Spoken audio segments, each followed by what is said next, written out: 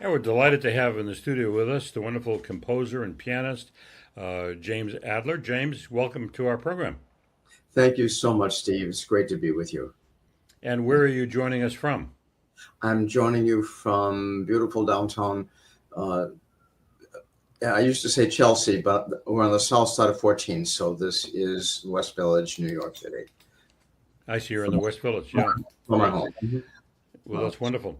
Now, James, there was a world premiere of your Alleluia for Peace at the last concert of Sound Espressivo. I want to talk a little bit about that. But before that, just give us a general overview, if you would, about your career and what sort of work you've been doing. Uh, Started piano rather later, on age 10.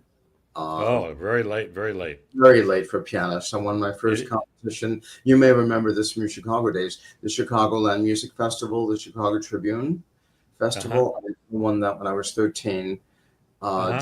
Debut with Chicago Symphony, age 16. Uh, Wow. Went to Curtis. I was 19. Spent 4 years there getting a degree in piano performance.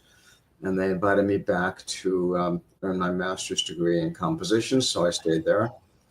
And along the way, a whole bunch of compositions, arrangement, some off Broadway Mm. projects off Broadway, one Broadway bound that didn't make it, but I worked on it for 2 years anyway. And it was fun to learn my craft, but I perform as much as I can. And I am not shy about saying when people say, "Oh, do you write for your own enjoyment?" I said, "Yes, but I enjoy it best when I have a commission. When somebody said, 'I want you to write this and it'll be premiered X date, whatever,' it gives me a deadline and a goal."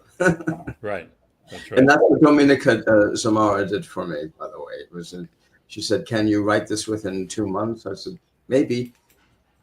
And I did. Well, well, you know what Lenny said. All you need is a good idea and a deadline.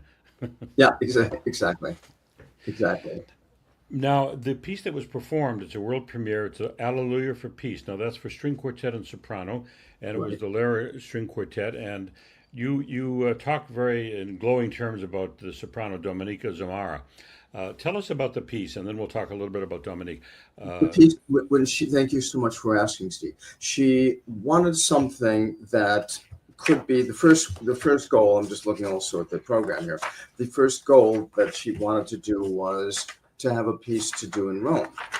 And then we got the idea that why just start it there? I said, why not consider it for possibility for Sound Espressivo? So that started back in November of last year. And I said, it would usually would take me a year to spend time. She said, "My dear, we don't have a year. This is the 25th, every 25 years, the Papal Jubilee."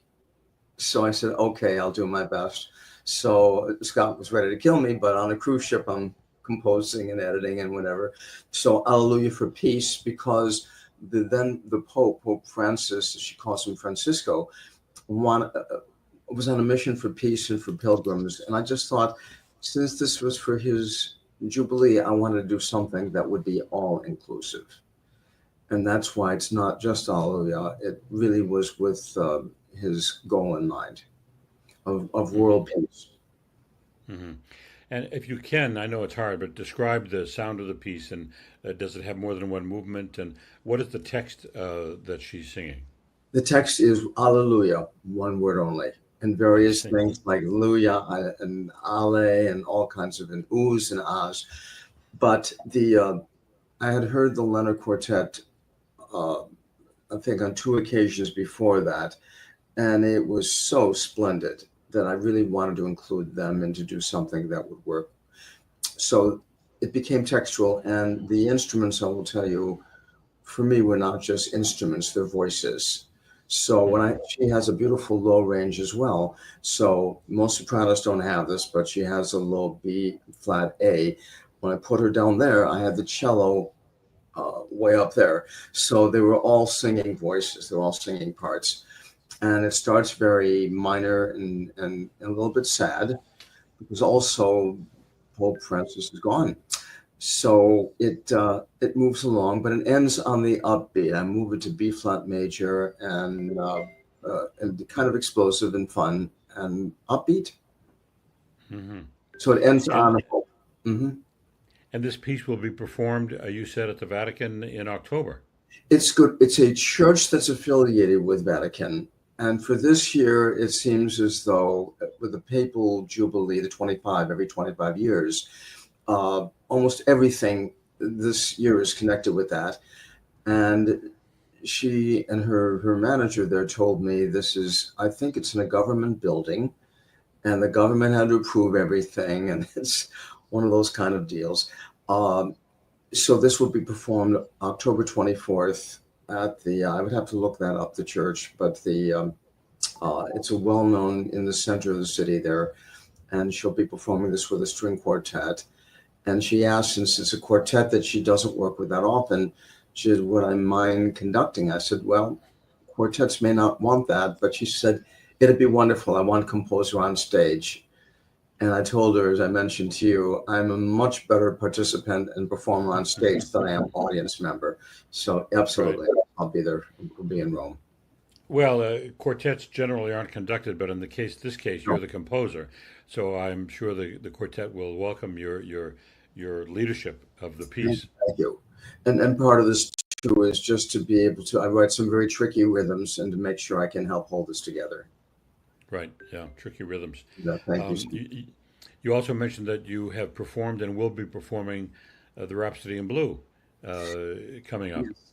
I performed it with Quo Orchestra. It was a family-friendly event, two concerts, and the conductor kind of last minute, he had mentioned he wanted to do this, but David Bloom turned, he said, you know, would you mind if we ask Scott to come down and you guys talk about your marriage and how Rhapsody in Blue brought you together?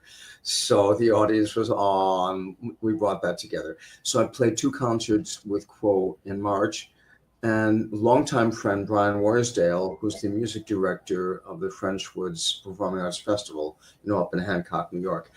So he's started a couple of years ago. He calls this the Classic Band Festival, and some of it will involve instrumentalists from the armed forces who are retired down to the DC and Virginia areas, and they're coming up. So we're going to be doing on September 6th, Rhapsody in Blue in the original Freddie Grove jazz band version. So I can't wait to do it with him. Right. That's very exciting. Well, you certainly have a lot of activity coming up in the future.